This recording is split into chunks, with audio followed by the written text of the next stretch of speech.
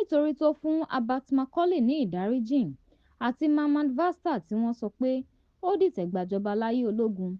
Àwọn ọmọ Nàìjíríà kan bínú o, bẹ́ẹ̀ nítorí Sunday Igboho àti Nnamdi Kanu ni o.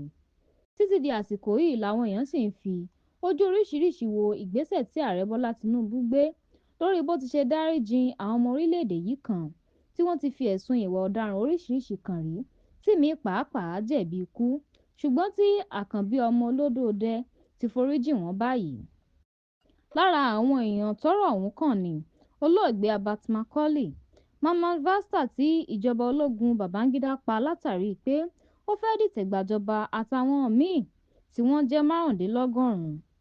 Thursday, Ọjọ́bọ̀ ọjọ́ 9 oṣù kẹwàá ọdún yìí ni ààrẹ Bọ́lá Ahmed Tinubu já ewé oríjìn fún Abat Macaulay, ọ̀kan lára àwọn ọmọ orílẹ̀-èdè yìí tó jà fitafita kí a lè di orílẹ̀-èdè olómìnira. Yàtọ̀ sí Abat Macaulay tí ìjọba yìí ti fún ní ìdáríjìn lórí ẹ̀sùn tí wọ́n kà sí lẹ́sẹ̀ nígbà ayé rẹ̀, ẹlòmíì tóun náà tún ní irúfẹ́ àǹfààní ọ̀hún ni ọ̀gágun Mamman Vasta, ẹni tí í ṣe mínísítà fún Àbújá, olú ilẹ̀ wa láyé ìjọba Babangida tẹ́lẹ̀, tí wọ́n pa ní ọdún 1986 lábẹ́ ìṣàkóso Babangida. Bẹ́ẹ̀ làwọn ọmọ ẹgbẹ́ ògbóni náà wà lára àwọn tó jẹ àǹfààní ọ̀hún.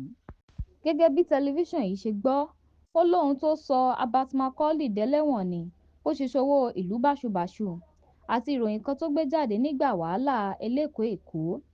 Ẹ̀ẹ̀mejèèjì tí wọ́n sọ nílá nínú àwọn ọmọ Nàìjíríà tó jà fún òmìnira orílẹ̀-èdè yìí sẹ́wọ̀n làwọn èèyàn ti sọ pé kò tọ̀nà o, àti pé bí ẹni fìyà jẹni àti títẹ ẹ̀tọ́ èèyàn lójú mọ́lẹ̀. Ní ti ọ̀gágun Mamman Vasta ní tiẹ̀, níṣe ni wọ́n ní kán lọ yìnbọn pa á láyé ìjọba ológun. Wọ́n ní ọkùnrin náà pẹ̀lú àwọn tó fẹ́ dìtẹ̀gbàjọba lọ́wọ́ Ibrahim Babangida. Ikú oró tí wọ́n fi pa á ní gbangba wálíà yìí làwọn èèyàn sì ń sọ́dọ̀la wípé oró ńlá ni wọ́n dá o, bẹ́ẹ̀ ni a gbọ́dọ̀ ṣe àtúnṣe sí orúkọ ọkùnrin sójà ọ̀hún.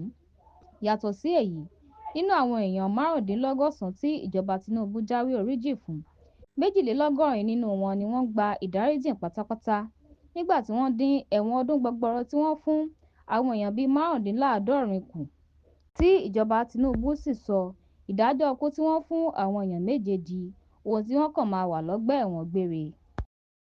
Bó tilẹ̀ jẹ́ pé ohun tí gómìnà ìpínlẹ̀ Kaduna Uba Sani sọ ni pé ààrẹ Tinubu ṣe èyí láti ṣàfihàn ìgbàgbọ́ tó ní nínú ìdájọ́ òdodo, ṣùgbọ́n ojú míì làwọn èèyàn kan fi ń wò ó.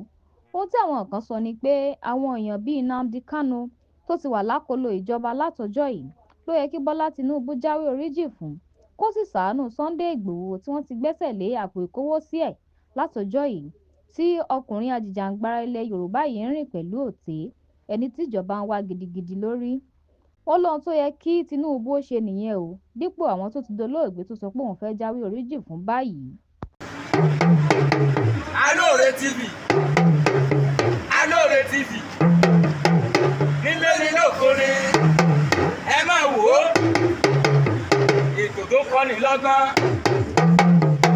ètò tó kọ́ni lóye ní gbogbo àgbáyé, ẹ máa wò ó, ẹ máa wò ó.